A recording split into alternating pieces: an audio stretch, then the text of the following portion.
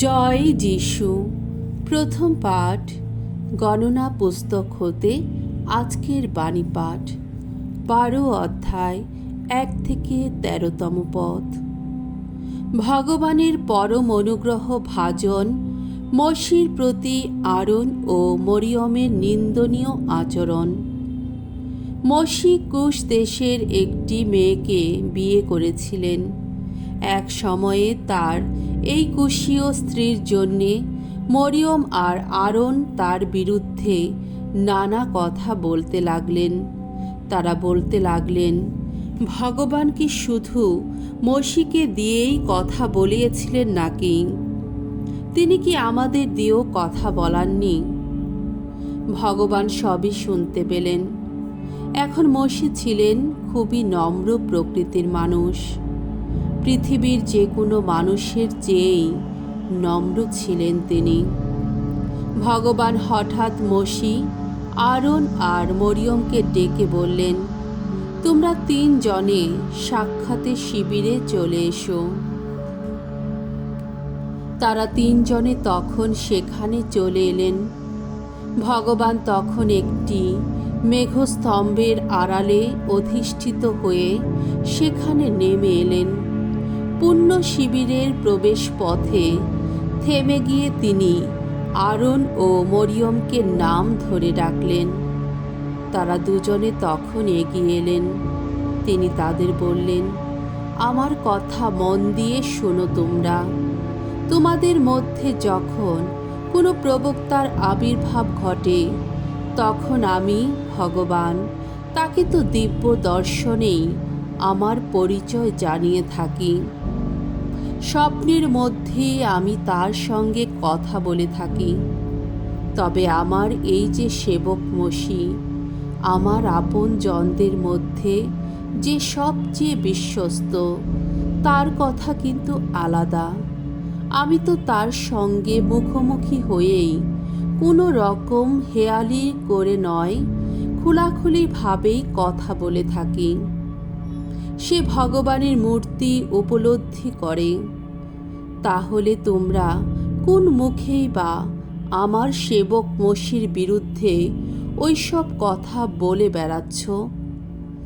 এইভাবে তাদের ওপর জ্বলে উঠল ভগবানের ক্রোধ। তিনি তখন সেখান থেকে চলে গেলেন। মেঘটি পূর্ণ শিবিরের ওপর থেকে সরে যেতেই দেখা গেল মরিয়মের সারা গায়ে শ্বেত কুষ্ঠ ফুটে উঠেছে। তার দিকে ফিরে আরন দেখতে পেলেন মরিয়মের কুষ্ঠ হয়েছে। তখন তিনি মসিকে বললেন, প্রভু, দুহাই তোমার, মূর্খের মতো অপরাধ করে আমরা যে পাপ করেছি, দয়া করে তার শাস্তি আমাদের দিও না তুমি। যে শিশু মরা অবস্থায় জন্মায়, যার দেহটা মায়ের গর্ভ থেকে আধ পচা অবস্থায় বেরিয়ে আসে, মরিয়মের দশা যেন সেই রকম না হয়। তখন মসি ভগবানকে এই কাতর প্রার্থনা জানালেন, হে ঈশ্বর, মিনতি করেই বলছি আমি, তুমি ওকে আবার সুস্থ করে তুলো। প্রভুর বাণী। ঈশ্বরকে ধন্যবাদ। সাম সঙ্গীত 51 অধ্যায় 1 থেকে 5 পদ, 10 থেকে 11 পদ। ধুয়ো। আমরা যে পাপী, দয়া করো প্রভু, দয়া করো। আমার প্রতি সদয় হও ওগো ঈশ্বর, তুমি তো করুণাময়। মুছেই ফেলো আমার সকল দোষ, তোমার কৃপা তো অসীম। ওগো, আমার সে অপরাধ নিঃশেষে ধুয়ে ফেলো, মোচন করো আমার সে পাপের কালিমা। আমার দোষ, আমার ত্রুটি স্বীকার করছি আমি। আমার সে পাপের কথা স্মরণে আমার রয়েছে অনুক্ষণ। তোমারই কাছে ওগো, একমাত্র তোমারই কাছে পাপ করেছি আমি। তোমার চোখে যা অন্যায় তাই করেছি আমি। সেই জন্যে রায় বিধানে তুমি সত্যি ধর্মময়, দণ্ডবিধানে তুমি সত্যি ত্রুটিহীন। তুমি তো জানোই অপরাধ নিয়ে জন্মেছিলাম আমি, পাপ নিয়েই তো মায়ের গর্ভে এসেছিলাম আমি। ওগো ঈশ্বর, আমার মধ্যে রচনা করো নির্মল অন্তর। এখন এক সুদৃঢ় প্রাণ বক্ষে আমার নতুন করেই জাগিয়ে তোলো তুমি। ওগো, তোমার সামনে থেকে আমায় তুমি ঠেলে দিও না দূরে, অন্তর থেকে ফিরিয়ে নিও না তোমার পূর্ণ প্রেরণা। বাণী বন্দনা। জয় জয় প্রভুর জয়। প্রভু, তুমি ঈশ্বর পুত্র, তুমি তো ইসরায়েলের রাজা। জয় জয় প্রভুর জয়। মঙ্গল সমাচার। মধ্যে রচিত মঙ্গল সমাচার 14 অধ্যায় 22 থেকে 36 পদ। উত্তাল সাগরের ওপর দিয়ে হেঁটে চলেছেন যিশু। সেদিন সেই 5,000 লোককে খাওয়ানোর পর যিশু তখনই তার শিষ্যদের নৌকোয় চাপিয়ে দিয়ে নির্দেশ দিলেন যে তারা যেন তার আগেই সাগরের ওপারে চলে যান। এর মধ্যে তিনি নিজেই লোকদের বিদায় দেবেন। লোকদের বিদায় দেবার পর তিনি এবার প্রার্থনা করার জন্যে নিভৃতে কাছের পাহাড়টায় গিয়ে উঠলেন। যখন সন্ধ্যা হলো তখনও তিনি একলা সেখানেই আছেন। শিষ্যদের নৌকোটা ততক্ষণে ডাঙা থেকে বেশ কিছু দূরেই চলে এসেছে।